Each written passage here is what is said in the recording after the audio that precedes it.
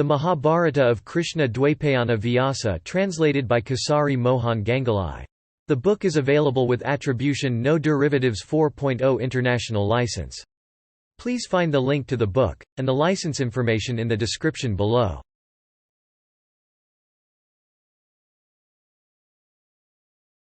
Translator's preface. The object of a translator should ever be to hold the mirror up to his author. That being so, his chief duty is to represent so far as practicable the manner in which his author's ideas have been expressed, retaining if possible at the sacrifice of idiom and taste all the peculiarities of his author's imagery and of language as well. In regard to translations from the Sanskrit, nothing is easier than to dish up Hindu ideas, so as to make them agreeable to English taste. But the endeavor of the present translator has been to give in the following pages as literal a rendering as possible of the great work of Vyasa. To the purely English reader there is much in the following pages that will strike as ridiculous. Those unacquainted with any language but their own are generally very exclusive in matters of taste. Having no knowledge of models other than what they meet with in their own tongue, the standard they have formed of purity and taste in composition must necessarily be a narrow one. The translator, however, would ill discharge his duty, if for the sake of avoiding ridicule, he sacrificed fidelity to the original. He must represent his author as he is, not as he should be to please the narrow taste of those entirely unacquainted with him. Mr. Pickford, in the preface to his English translation of the Mahavira Karita, ably defends a close adherence to the original even at the sacrifice of idiom and taste against the claims of what has been called free translation, which means dressing the author in an outlandish garb to please those to whom he is introduced. In the preface to his classical translation of Bhartrihari's Niti Satakam and Vairagya Satakam, Mr. C. H. Tani says, "I am sensible that in the present attempt I have retained much local coloring. For instance, the ideas of worshipping the feet of a god of great men, though it frequently occurs in Indian literature, will undoubtedly move the laughter of Englishmen unacquainted with Sanskrit, especially if they happen to belong to that class of readers who revel their attention on the accidental and remain blind to the essential. But a certain measure of fidelity to the original even at the risk of making oneself ridiculous, is better than the studied dishonesty which characterizes so many translations of Oriental poets. We fully subscribe to the above, although, it must be observed, the censure conveyed to the class of translators last indicated as rather undeserved, there being nothing like a studied dishonesty in their efforts which proceed only from a mistaken view of their duties and as such betray only an error of the head but not of the heart. More than 12 years ago, when Babu Pratapa Chandra Roy, with Babu Durga Sharan Banerjee, went to my retreat at Seebpur, for engaging me to translate the Mahabharata into English, I was amazed with the grandeur of the scheme. My first question to him was, whence was the money to come, supposing my competence for the task? Pratapa then unfolded to me the details of his plan, the hopes he could legitimately cherish of assistance from different quarters. He was full of enthusiasm. He showed me Dr. Ross's letter, which, he said, had suggested to him the undertaking. I had known Babu Durga Sharan for many years and I had the highest opinion of his scholarship and practical good sense. When he warmly took Pratapa's side for convincing me of the practicability of the scheme, I listened to him patiently. The two were for completing all arrangements with me the very day. To this I did not agree. I took a week's time to consider.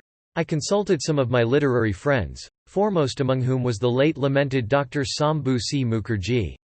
The latter, I found, had been waited upon by Pratapa. Dr. Mukherjee spoke to me of Pratapa as a man of indomitable energy and perseverance.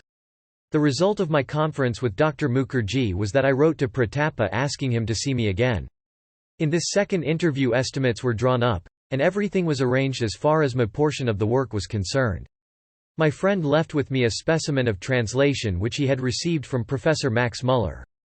This I began to study, carefully comparing it sentence by sentence with the original. About its literal character there could be no doubt, but it had no flow and, therefore, could not be perused with pleasure by the general reader. The translation had been executed 30 years ago by a young German friend of the great pundit. I had to touch up every sentence. This I did without at all impairing faithfulness to the original. My first copy was set up in type and a dozen sheets were struck off. These were submitted to the judgment of a number of eminent writers, European and native. All of them, I was glad to see, approved of the specimen, and then the task of translating the Mahabharata into English seriously began. Before, however, the first fasciculus could be issued, the question as to whether the authorship of the translation should be publicly owned, arose. Babu Pratapa Chandra Roy was against anonymity. I was for it. The reasons I adduced were chiefly founded upon the impossibility of one person translating the whole of the gigantic work. Notwithstanding my resolve to discharge to the fullest extent the duty that I took up, I might not live to carry it out. It would take many years before the end could be reached. Other circumstances than death might arise in consequence of which my connection with the work might cease. It could not be desirable to issue successive fasciculus with the names of a succession of translators appearing on the title pages. These and other considerations convinced my friend that, after all, my view was correct. It was, accordingly, resolved to withhold the name of the translator. As a compromise, however, between the two views, it was resolved to issue the first fasciculus with two prefaces, one over the signature of the publisher and the other headed, Translator's Preface. This, it was supposed, would effectually guard against misconceptions of every kind. No careful reader would then confound the publisher with the author. Although this plan was adopted, yet before a fourth of the task had been accomplished, an influential Indian journal came down upon poor Pratapa Chandra Roy and accused him openly of being a party to a great literary imposture, viz. of posing before the world as the translator of Vyasa's work when, in fact, he was only the publisher. The charge came upon my friend as a surprise, especially as he had never made a secret of the authorship in his correspondence with Oriental scholars in every part of the world. He promptly wrote to the journal in question, explaining the reasons there were for anonymity, and pointing to the two prefaces with which the first fasciculus had been given to the world. The editor readily admitted his mistake and made a satisfactory apology. Now that the translation has been completed, there can no longer be any reason for withholding the name of the translator. The entire translation is practically the work of one hand. In portions of the Adi and the Sabha Parvas, I was assisted by Babu Cham Sharan Mukherjee. About 4 forms of the Sabha Parva were done by Professor Krishna Kamal Bhattacharya, and about half a fasciculus during my illness was done by another hand. I should however state that before passing to the printer the copy received from these gentlemen I carefully compared every sentence with the original, making such alterations as were needed for securing a uniformity of style with the rest of the work. I should here observe that in rendering the Mahabharata into English I have derived very little aid from the 3 Bengali versions that are supposed to have been executed with care. Every one of these is full of inaccuracies and blunders of every description.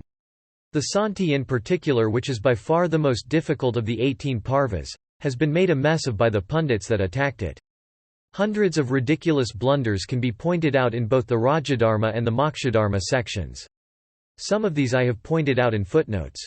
I cannot lay claim to infallibility. There are verses in the Mahabharata that are exceedingly difficult to const me. I have derived much aid from the great commentator Nilakantha. I know that Nilakantha's authority is not incapable of being challenged.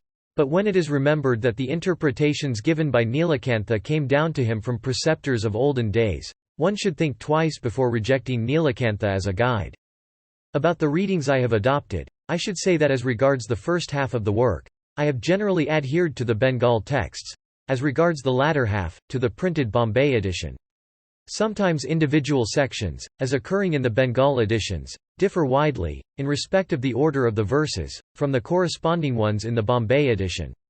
In such cases I have adhered to the Bengal texts, convinced that the sequence of ideas has been better preserved in the Bengal editions than the Bombay one.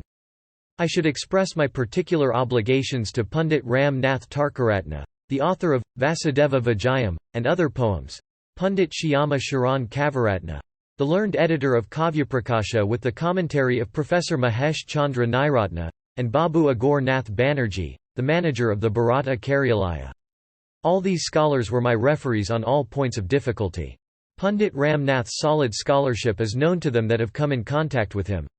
I never referred to him a difficulty that he could not clear up. Unfortunately, he was not always at hand to consult. Pundit Shyama Sharan Kavaratna, during my residence at Seebpur, assisted me in going over the Mokshadharma sections of the Santi Parva. Unostentatious in the extreme, Kavaratna is truly the type of a learned Brahmin of ancient India. Babu Agor Nath Banerjee also has from time to time rendered me valuable assistance in clearing my difficulties. Gigantic as the work is, it would have been exceedingly difficult for me to go on with it if I had not been encouraged by Sir Stuart Bailey, Sir Auckland Colvin, Sir Alfred Croft, and among Oriental scholars, by the late lamented Dr. Reinhold Rost, and Mons. A. Barth of Paris. All these eminent men know from the beginning that the translation was proceeding from my pen. Notwithstanding the enthusiasm, with which my poor friend, Pratapa Chandra Roy, always endeavoured to fill me. I am sure my energies would have flagged and patience exhausted but for the encouraging words which I always received from these patrons and friends of the enterprise. Lastly, I should name my literary chief and friend, Dr. Sambhu C. Mukherjee. The kind interest he took in my labours, the repeated exhortations he addressed to me inculcating patience, the care with which he read every fasciculus as it came out, marking all those passages which threw light upon topics of antiquarian interest, and the words of praise he uttered when any expression particularly happy met his eyes, served to stimulate me more than anything else in going on with a task that sometimes seemed to me endless. Kisari Mohan Ganguli. Calcutta.